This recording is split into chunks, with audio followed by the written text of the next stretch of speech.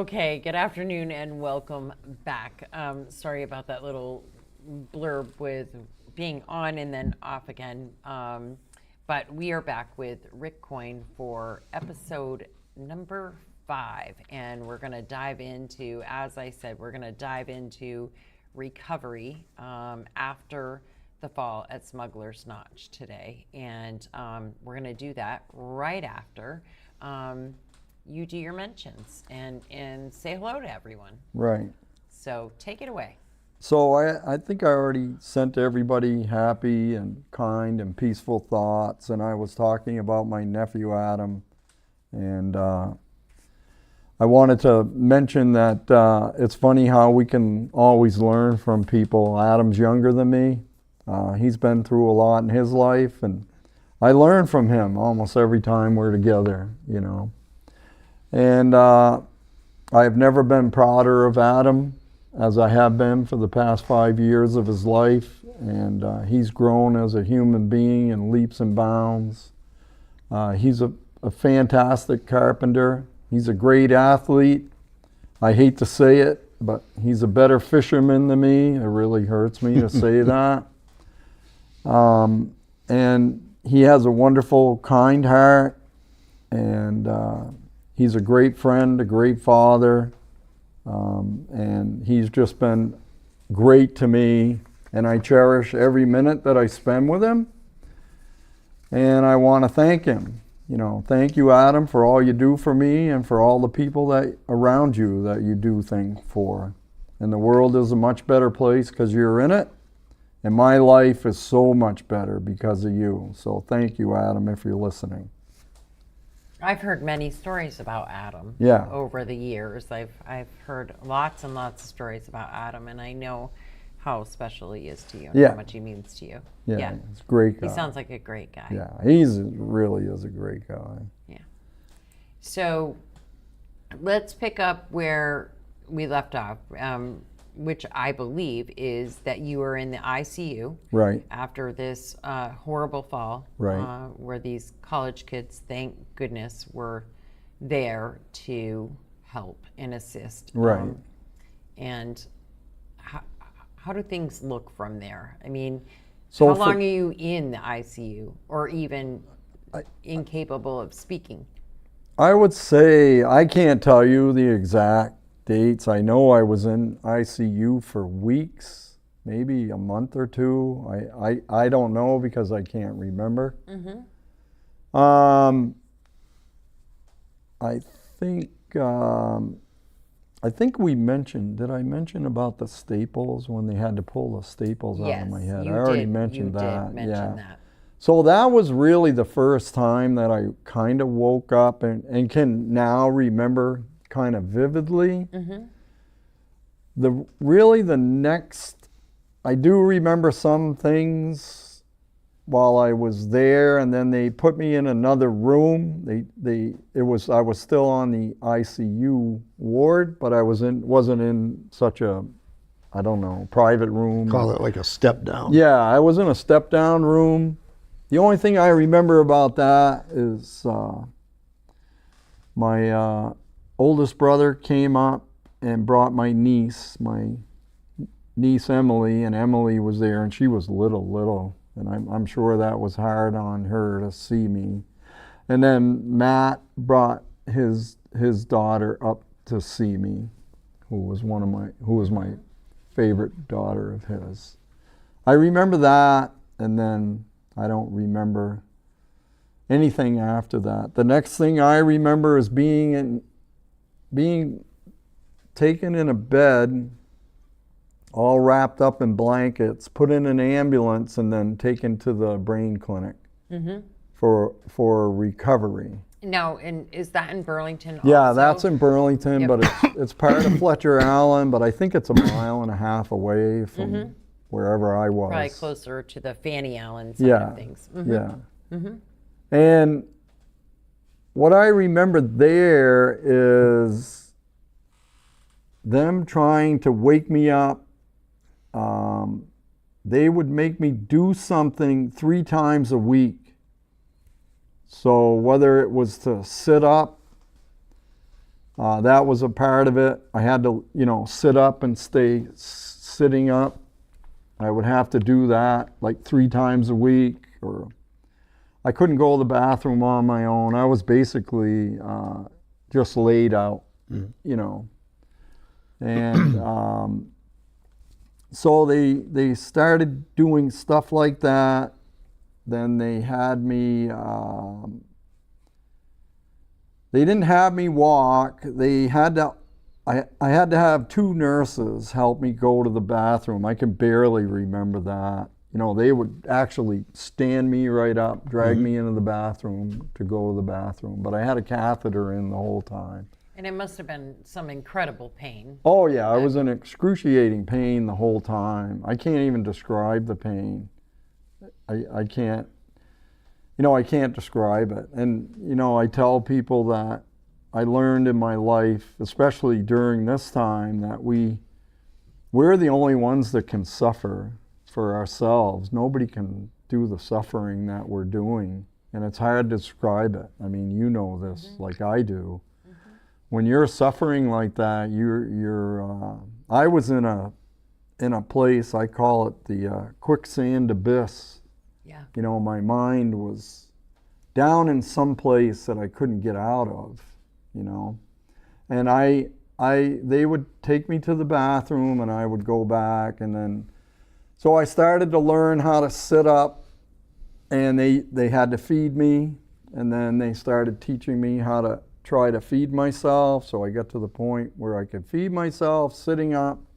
But I can tell you without a doubt, after sitting up, feeding myself, I was played out, totally exhausted. Not only dealing with the pain, but I couldn't sit up any longer. I'd have to lay down and sleep. So it kind of went from that to them gradually getting me up, having me do more things. And then they introduced me to my physical therapist. Her name was Pia.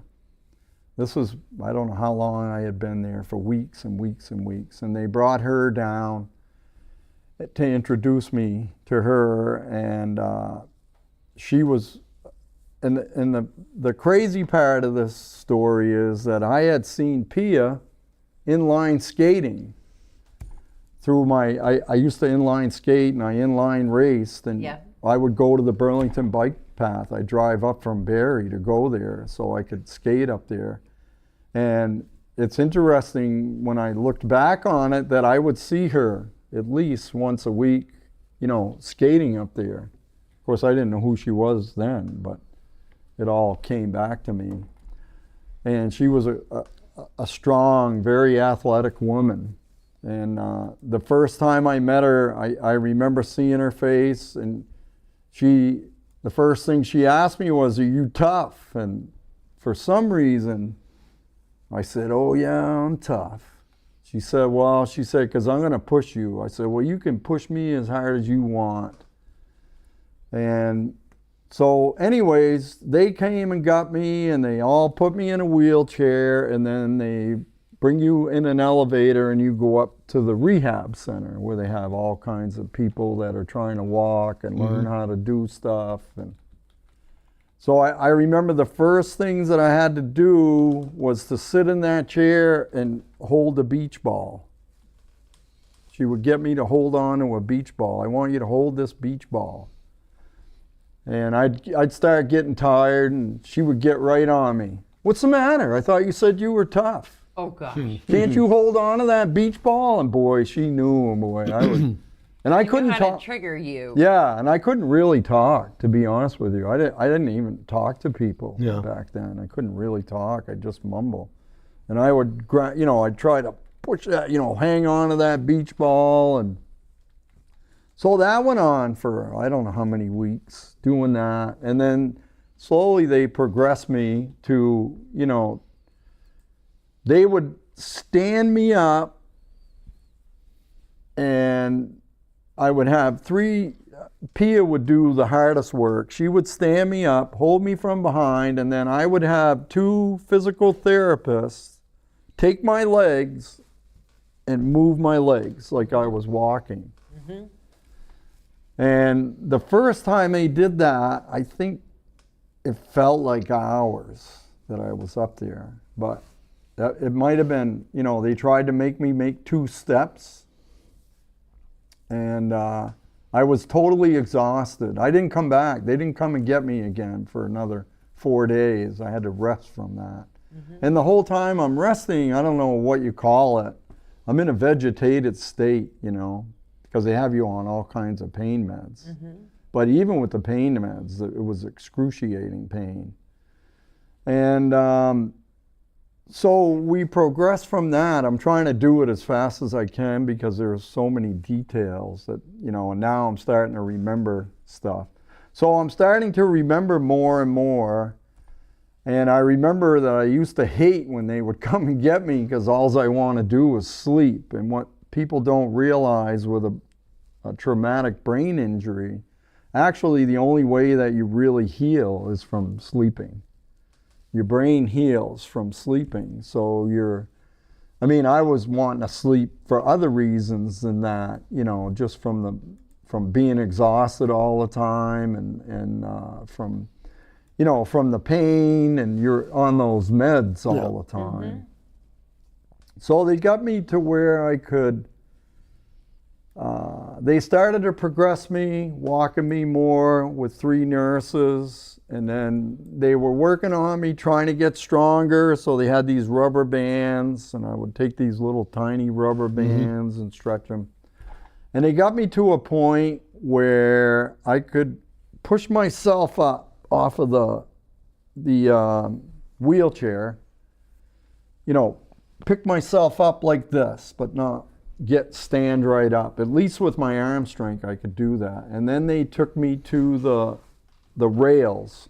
They have 2 rails where you can put your arms, and they made me get on those rails and hold myself up while they tried to move my legs, even though Pia was behind me, because I fell. I mean, I couldn't do it.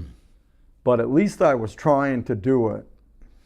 So I would hold myself up, and then they would move my legs, and then they want me to stand on my legs, but I couldn't do that. As soon as I tried to stand on my legs, I fell, but she had me.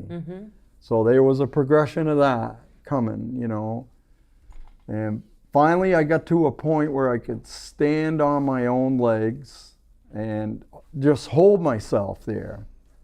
And that was a big day for me. And everybody was, you know, the Pia and the other 2 physical therapists were just, you know, saying, wow, you're doing a great job, you're doing a great job. And I stood there for, seemed like 5 hours to me, but it might have been 30 seconds. Yeah, and then I was done. I was totally exhausted. Do you remember the frustration? Oh, yeah. Like, Oh, even yeah. though there's not a lot of memory of the actual accident itself, Yeah. can you remember like the frustration of, you know, this is simple stuff, I should be able to do it? Yeah, What and that I felt was, I was in a place in my mind where it's hard for me to explain how I was, but everything was a dream. But every once in a while, I would kind of look at things vividly, and I would just be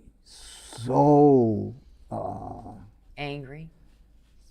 Yeah, I mean, I don't know if you'd call it anger, but I would just be going, how can this be me? How can Rick Coyne, you know, and this would happen every once in a while. How can I be this guy that can't even stand up when I think of all the things that I've done in my life, you know? And I would get, I would be in a bad place and try harder. That's what I would try to do. And, you know, I would think to myself, you can do this, you know, you got to be stronger. But in all reality, I couldn't do it. Right. You know, so that was it never really, there was a couple of times that really hit me, you know, really made me feel sorry for myself. I mean, I would say more than a couple of times, but What it did mostly for me was motivate me to get back to the person I used to Absolutely, be. you get yeah. so determined Well, you that know. mind over matter. Yeah. And pain does do funky things to you. It's Yeah. exhausting. It is. It makes It's you not want to exhausting. eat. It Yeah, makes you you don't sick to wanna- your stomach. You don't wanna be literally awake. feel like you're losing your mind. Yeah. Trying to overcome just that alone. Yeah. And then I can't imagine trying to overcome that alone. Yeah. And then power through that kind of, exercise, really. But power through that, power through the pain. Yeah. And while medicated. Yeah, in my so head- that's obviously also. They had hindering pulled those you. staples out, and my head was twice as big as it is now. I mean, the whole time I was in the rehab, my head was coming down and shrinking, and they were still watching my bleed, and I'd have to go and get X-rays, and so I have to go through all that while I'm trying to rehab too.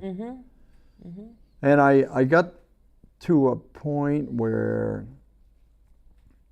I made 2 steps on my own. I remember Pia and the other PA was in front of me, and Pia let me go, and she said, "Can you walk to Kathy?" Her name was Kathy. With 2 steps.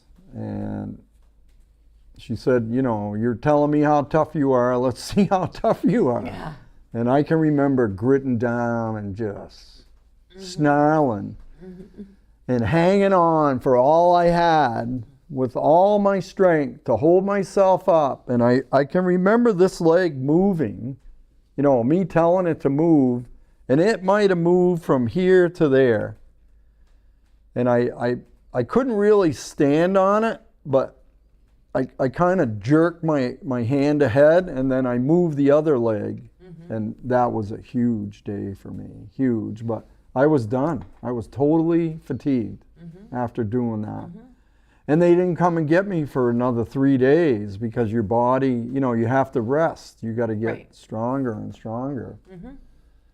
And then they kept after me doing exercises and, trying to build my strength up. And this is, I don't know how long I was in there. It's felt like a year. It might have been close to a year. I don't know. Maybe it was 8 months or whatever. And then I got to where I could take more steps. And then the next big thing for me was to not have them in there with me. She put me on the end, and she's telling me, "You're telling me how tough you are. I want to see you get down to the end to the rails. I want to see you make all those steps." All by yourself. All by yourself. But she said, "Not only that, I want to see you turn around at the end." Oh, jeez. So I have no idea. I mean, I can think of some hard days in the mountains that I've had that might not even compare to what I did that day. To make it all the way down, and I got to the end, and I slumped. I couldn't do it, and I started crying because I couldn't turn around. And they were there. I think they knew I couldn't do it because they were there waiting for me. Waiting. And they grabbed me and said, "Wow, that was the first time I walked the whole length." And they were just ecstatic for me, telling me how proud they were of me. And that was a huge day for me. And then Right. In your mind, it's a huge day. Yeah. And you're happy that they're proud, but you're Yeah, like, but "Get I'm me back to like- bed because but I need to go to sleep now." Well, not so much that. And when I got to the end, I knew I couldn't do it. And I hit that place where I was just, what is, you're not this person, because you're fighting that, because in my mind, and it only comes once in a while when I'm kind of, and I wasn't the person that I am now, even, although I would wake up in some strange way and say to myself that, this isn't who you are. You got to fight, you got to get better than this. And I broke down crying because I couldn't turn around. So I did eventually learn to turn around, and I could do 2 laps back and forth while holding on, and turn around once and come back and forth. So I did that for I don't know how long, and I got better and better at that. And then they said, well, the next thing we're going to do is we're going to put you on the mats. They had big mats. The whole room is full of these thick mats, you know, because people are falling down all the time. And they said, we're going to start having you learn how to walk without the, and we'll hold on to you. So they would hold on to me, and then I would walk on the mats real slow. And this was every 3 days or every 2 days. And I would do it for, you know, I wouldn't walk for an hour, but I'd be in PT for an hour or 2 hours doing this and that. And I got to a point where they were smart because they would get me walking, and then one of them would let me go. And of course, I wouldn't know that she'd let me go. So I'd be walking on once, you know, with one, just her, one person holding my hand with the other one next to me. And then pretty soon, she wasn't holding my hand. And I could slowly walk like this. So I got better at walking, not like normal people. And you know, for me to walk back and forth to the wall, like to walk one way to the wall, that was it. I was done for 3 days. Yep. And then slowly I would get stronger so I could walk back and forth. So I got to a point where I could walk maybe 4 times back and forth. And then they said, well, now we have something that's, you know, we really need to work on you with, and it's going to change your whole perspective, and we don't want you to get upset. And of course, I'm just fighting all the way because P is pushing me. You know, you're tough. You should be doing this. And so they said, now we want you to walk. And while you're walking, and they were real close to me, we want you to turn your head to the side. So I started walking, I turned my head to the side and fell. Like somebody shot the legs out from under me. I couldn't do that. I couldn't walk like that. I couldn't turn my head and walk. Anytime I turned my head, down like a ton of rocks. And of course, you know, like I was losing weight. I think I might have weighed 150 or 140 pounds, you know, back then, from losing weight from this accident. When I got hurt, I was in the best shape of my life, and I weighed about 168 pounds with very little fat on me. But at this time, I was down to like maybe 145 or, you know, real thin, no strength, no muscle. And so that shocked me. That put me in a funk. You know, I started saying, what is wrong with me? You know? Right, because we only recognize what we can't do, not what we can do. What you can do. Same. When I was recovering from my amputation, there was all these things I could do, but there's one thing that I couldn't do, and that's what I dwelled on. Yeah, that's what played in my head all the time. And the reason why I was like that is because I wasn't that person. I wasn't who you see now. I was that person somewhere deep inside of me, and that person would come out in spurts. Like I told you, you know, I would be awake going, how can this be me? How can I be this person that can't even walk? I can't even turn my head now, and I'm falling down. Of course, Pia, you know, they let me down onto the mat, and of course, Pia's looking over me, and she said, well, you lasted longer than we thought you would. You know, you didn't immediately fall down. And she could tell I was ripping, you know. I wanted to get up. I couldn't get up. I was trying to roll over to try to get up. I was so mad, you know, and they had to help me up.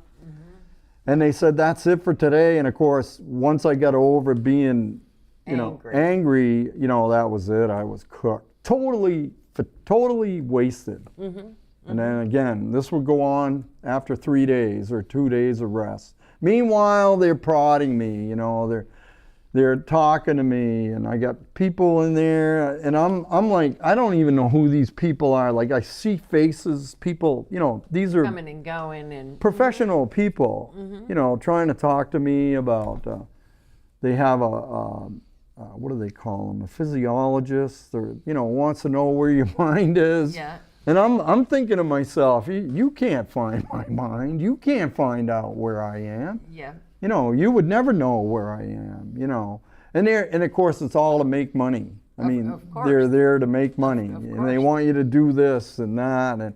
And all I want to do is sleep. I don't want anybody bothering me. And I would say that the whole time I was in rehab, I never hardly had any visitors come and see me.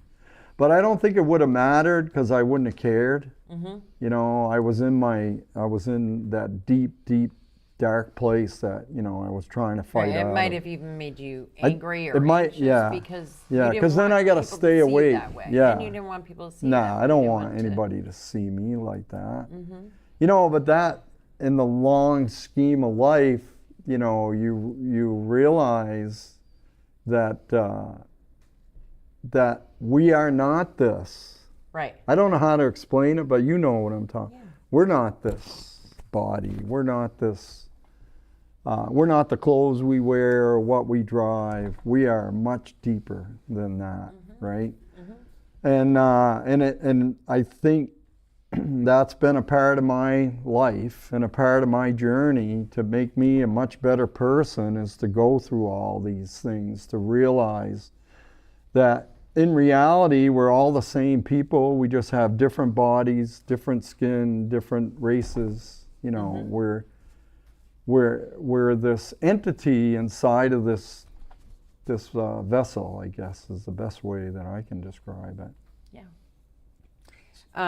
Jane says, just incredible to learn about how the body works in recovery mode. I'm sure it was frustrating, but look at the huge progress you made. Yeah, I mean, it's, of course, I'll get into that part of the story. I mean, there's a lot of things that happened, to get me to where I am today. And this rehab was, I mean, I don't want to go into all the details. It would take hours and hours, but eventually I got to the point where I could walk. This is after, I don't know, weeks and months. I have no idea. And of course, I wasn't having visitors much at all, so I wouldn't know who knows. And so I got to a point, and I'll speed it up. I don't know if you want to do another episode about this or not. Whatever it takes. I got to a point where I could walk, and they were giving me all these drugs, and and I really didn't want to take them anymore. I didn't want to take, even though, and the pain is just. That's where the real work starts. Yeah, and the pain is just, I can't describe it. The pain is like, I don't know, it's just incredible, horrendous pain, constantly. And that went on for years, 3 years. Yeah. Because I had to have 2 other operations. But anyways, I got to the point where I could walk, and then they're occupational therapists, they have, who you're paying huge money for. They're trying to find out, where you are, what you can do, and how, they're going to send you to all these courses, and you got to go to this course. You only have one eye. You're not going to be able to drive. You have to go to driving course and all this other stuff that I have to listen to. And I'm just thinking, man, I wish this lady would leave my room. Or I would like to just take her and, just show her the door and slam a door in her face, because I just want to rest, Yep. But what they want you to do, because they are trying to get you out of there any way they can. And I had a man that was next to me, and his wife brought me a clementine every morning because I didn't have visitors. And it was the highlight of my morning, if I was awake, when she gave me that clementine. And this guy had been in a horrible car accident. I won't say his name, and he was a lawyer. And they took the top of his skull off and they planted it on his hip because his brain had swelled so much. They do that to save your life.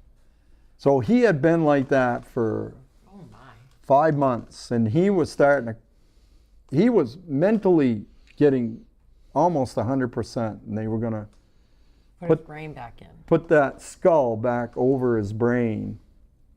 And he was an amazing person. And his wife was, you talk about empathy and kindness. I mean, she would help me sometimes when nobody was around, and she brought me that clementine, and I'll never forget that. But he was there, and he was going to be there for another year, or until they could put that back in onto his head. But I wanted to mention that. Wow. And so in the meantime, they moved me out of the private room in with him. So because that means I'm getting better and better. So they tell me, well, you can go home if you can cook for yourself and stand up. I forgot for how long. And they had a kitchen there specifically for brain clinic people that they're trying to get out of there. And of course, anybody that knows me knows that I can cook, but I hate cooking. I'd rather eat something out of a box, or that's why I think I'm going to live until I'm 1,000 years old, because everything I eat is preservatives. So, right? And being single, you know, I'm not going to spend a lot of time cooking. Right. But The anyways, microwave. and I always I love cooking chicken. You know, I like to make nice chicken. And so they had me try this for a couple of weeks where I could stand up. You know, I got to have the pan going and frying it. And I worked on that for more than 2 weeks, maybe a month. You know, I'd be exhausted. Finally, I got to that point where I could do that. And they said, that's it, we're going to let you out of here. So you cooked chicken. You actually cooked a meal? Yeah, I cooked a meal. I had to cook a meal enough to feed myself, which was chicken for me. Well, and I ate that and chicken. Here's what tells me that your brain wasn't turned on all the way yet. Yeah. Because you didn't just opt for peanut butter and jelly. Yeah, I mean, yeah. And I love peanut butter. Well, I don't eat peanut butter anymore, but that's my favorite sandwich. Would have been easy. Yeah. Boy, I wish you were in that room with me. I'd have got out a lot faster. Yeah, make a peanut butter and jelly sandwich. There, I did it, damn it. Yeah. Yep. I'll bet they wouldn't have accepted that, though. No. You never know. So I don't want to go into my relationships or anything, but I was living on an apartment, 3rd floor apartment, and it was 32 stairs to get to my apartment straight up. And I came home, they said I could leave, and I had Kevin, I don't know, I guess I can mention his name, Kevin Bailey, because I do want to talk about the Baileys at some time. But Kevin Bailey came and got me and carried me up those stairs, and I think I weighed 138 pounds. And then that's the start of a whole other complex part of what took place with me. My life basically was laying on the couch with my head just killing me. I would roll off the couch and crawl down the hallway to go to the bathroom. Come back off the bathroom and crawl back to the couch and lay on the couch. I couldn't even walk. I was so tired from everything, you know, I couldn't even walk. And then, I don't know how much time we have, but 15 minutes. okay, so then I had a horrible thing happen to me. I was laying on the couch, and in some ways this is going to be a humorous story in some ways, but I was laying on the couch, and all of a sudden I got cold, like deep cold, and I've been cold climbing, you know, maybe a little bit of frostbite, or, you know, not Yeah, hypothermic climbing for sure, but not to where it's dangerous. Because when you're on belay, when you're belaying somebody, you're not moving much in the winter, and you get cold fast, but you know, you fight it. But I can't tell you how cold I was. I was so cold that I crawled off of the couch. I crawled all around the apartment, got every blanket I could, and dragged it back like a dog would with his, not quite with my teeth, but almost, some of it was with my teeth. Get to the couch, take the blankets, put them up on the couch, and then I crawled in under those blankets. No matter what I did, it didn't make me warm. And then I had horrible pain in my privates. And it hurt so bad that I thought my head hurt until I had that pain in my privates. And what I didn't realize was that I had a catheter in me for months. And you know, men always want to have, I guess the best way for me to tell you is all guys talk about having big testicles. You know, right? You got big testicles? Yeah, I got big testicles. I can bring it up to make people laugh about it. Yep. And of course, I will never hear the end of this from everybody at work, but that's fine because I love those guys. They know I love them dearly. So I looked down in my privates and my testicles were growing. They were about, I don't know, maybe about that big. And they were growing fast. And I had all I could do. I said, you know what, I think I'm just gonna lay here and die. I think if I'd have stayed there, I probably wouldn't have died right off, but I think they would have had a hard time bringing me back. I said, well, you know, the pain is just so bad. I gotta get something done. So I crawled to the kitchen where the phone is. And back then we didn't have cell phones. With all the strength I had in my whole life, I picked myself up on the counter like this. And I grabbed the phone, and I had to hold the phone and dial 911 with this finger. And then I fell down and got the 911 call, and I told them I have an emergency. I need somebody to come to this apartment. And they said, well, you have to stay on the line. I said, I don't think I can stay on the line. I'm probably going to end up passing out. So, but she had the address. And I don't know how I did it, but I did. I crawled back to the couch, put all those blankets on me, and I am shaking like this, just shaking from the cold. Sepsis at that point. Yeah, sepsis was setting in. And the two guys, the two ambulance guys got to come all the way up those stairs, and they come in that apartment. And what do you think they see? They see this head that's all smashed and got staples, and you know, my head's big. Yeah. And they say to me, they look at me like this. They're like, geez, you know, I can only imagine what they're thinking. What is wrong with this guy? And they said to me, sir, what's the matter? What's the matter? And I said, I got a problem. And I point down there. And they said, really? They said, well, we're going to pull the blankets back. And both of them go. And one of them says, whoa, I haven't seen something like that in 20 years. He said, we got to get you to the hospital. So they bring me up to Central Vermont, which isn't your top of the line hospital. Nobody knew what was wrong with me up there, and they called in Dr. Zom, who was a urologist. They called him in.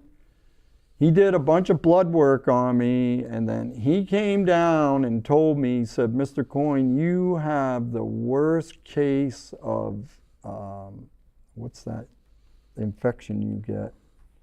Not sepsis, but... Staph? No, it's... it goes around in the hospitals. C. diff? What is it? C. diff? No, it's another one. I can't remember what it is, but he said it's the worst case he's ever seen. He said, we're going to put you on 4 antibiotics. So they immediately put in 4 things, IVs with antibiotics, and they put me on morphine. The pain was so bad. So they wheel me, I don't know how much worse my life can get, but because they had no rooms up there, they had to put me in with a kid that had bone spurs taken off his feet. He was a hockey player. And the only open space they had in there for me was in the psych ward with this kid. So him and I are in this one private room in the psych ward, and I'm on morphine, he's on morphine, and of course I have this testicle problem, and I guess I can make it kind of funny in a way, because when your testicles are that big, the other part of your anatomy looks really small. And so about every half an hour, a different nurse would come in and say, hey, I need to check your scrotum. And they would look, and then I could barely hear them. They'd be all out in the hallway giggling, going, so. So meanwhile, him and I are on morphine. You have a morphine drip. And this, I am not lying. You won't believe what happened next.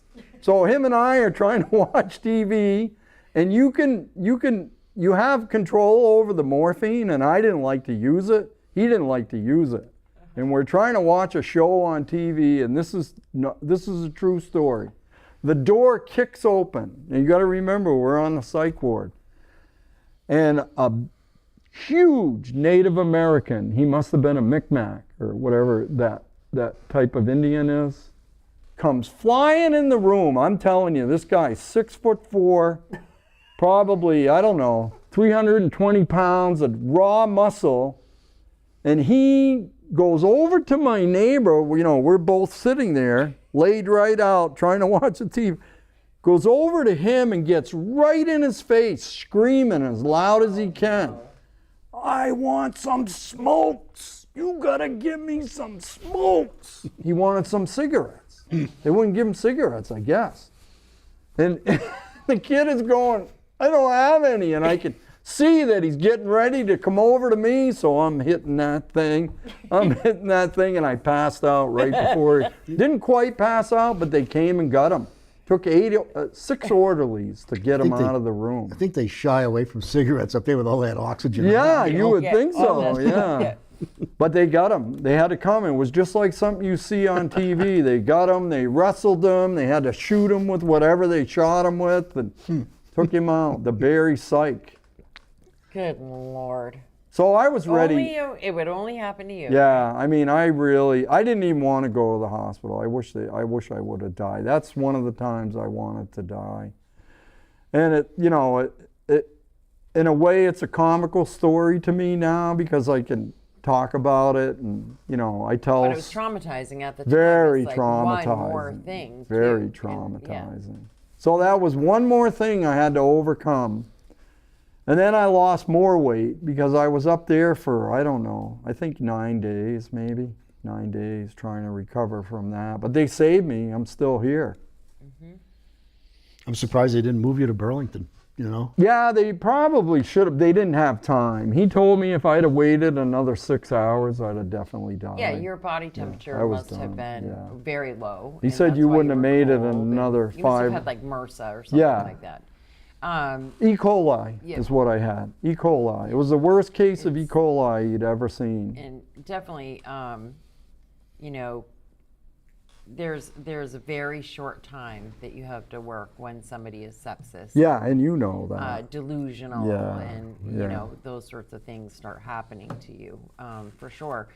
People often think if I have a fever, I'm going to go home and I'm going to watch for fever. Yeah. And no, not always. No, you can get cold. It's actually worse to have your temperature drop. It is. And that's when the bells should be going off. Yeah, for sure. But they don't always tell you. They don't tell you that. No. They send you home with the papers that say, watch for fever. Yeah. Crazy. When really, yeah. So, I went through that. That knocked me back months. I bet months. That knocked me back months. And of course now I've lived a very eventful life and a very exciting life, and I still, I hope I have a lot of life to live, and I love waking up every morning, and life is a wonderful thing to be in, and I can make fun of that. I have no trouble laughing about that now, and when I tell that story, you should see what guys' faces look like. They're like, what? Huh? What? Better never happen to me. Yeah, you don't want that happening to you. I can tell you that. You guys all think you do. You all think you want to be the biggest of this and the best at this. Well, good luck with that, let me tell you. Because you wouldn't go through it all so well either, huh? No. No, for sure not.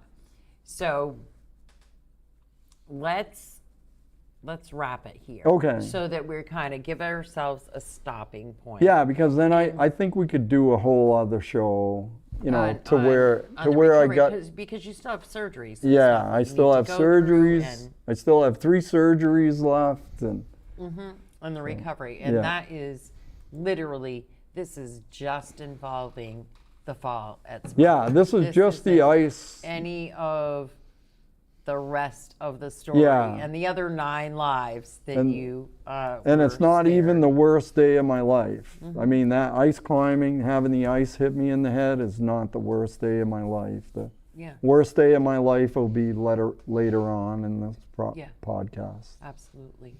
So for now, we will duck out. We'll see you back here in 2 weeks Yep. on Tuesday. And as always, appreciate That's you when is that? coming August. down. That's August what? I got to look at the calendar. forget. It's in 2 weeks. It's August 7th, maybe. Yeah. I can't remember. But we've got you in there. And thank you, It's Raylene, August. for doing this. And I just want to mention that I'm very proud of you in your new position working with the VA. Yeah, it's at the Veterans Place Yeah. in Northfield. Yeah, that's So, wonderful. Yeah. Super excited about that. It You're was, gonna help them a lot. I hope so. I hope so. Great group over there, and And I want to thank Jeff Super for not excited. throwing candy at me. Thank you, Jeff. Well, yeah, I don't want to waste it. You'll eat it if I throw it at you. yeah, yep. We tried to keep it somewhat normal today. Yeah, civil. Yeah, civil. So take care, everyone. We'll be back in a couple of weeks with Rick, and yeah, make We'll sure be on Saturday. We'll be here on Saturday live Oh, for really? the Heritage Festival. The parade will be right here, remote, but here at the studio, 185 North Main. Encourage everybody to come out and enjoy all the festivities. There's Are they there's- closing Main Street? They do. There's Really? music Yeah. and food. Yeah, it's like it and used stuff to be, for the right? kids. Almost, When we were young. almost like it used to Oh, be. yeah, You I'm remember sure it's a how little- huge that was? Oh yeah. Yeah, and this year there's a talent show with Donna Thunders doing that, with Trainwreck, Native Tongue, all kinds of music and games and stuff for the Nice. kids, and of course food, great Yeah, food. they have great food. The Toe Down that they have every year, the Rotary Breakfast on the lawn of the library. Some really great things. So make sure you come down, enjoy, and it looks like it's going to be a beautiful weekend. Calling that. for And- weather 80 degrees. Wow, and- perfect. Saturday. For Saturday. So we will be here live, as I said, for the parade. We've been doing that for a couple of years now, 3 years, I think, in a row. Michael and I have done it for the partnership, and we're going to do it again this year as well. Jeff and I will be doing it this year because Michael is in the parade. So Jeff and I will be on deck. So if for those that can't come down and for those that want to still be able to see, we'll be live, and you can watch it here on 802 Scoop. And so have a great rest of your week, everyone. And make sure you tune in to the other shows that we have going on. 4 Quarters tomorrow night with Lori Shepard. And you got to give a plug. You have to give a baseball plug. 14? 14 straight wins for the Sox. Oh yeah, the Red Sox. Yeah, he was watching the game last night, and Oh, it got a little tense in our house a couple of times because he was like, they fall and then they come back up, fall and come back up. So They went it was, from the bottom of the whole league Yeah. now with the longest winning Third streak. place now. pretty awesome. So going Yeah, Right. forward, go Red game Sox. Catching right up to the 15 tonight, Yankees. right? Yeah. Game 15 tonight. Mm-hmm. Yeah. To all my friends who like the Yankees, I still love you. So tune in and get on over to Air Street tonight and join us at the Turning Point Center for Open Hearts. We'll be there for family members, and we hope to see you. Thanks, and have a great day.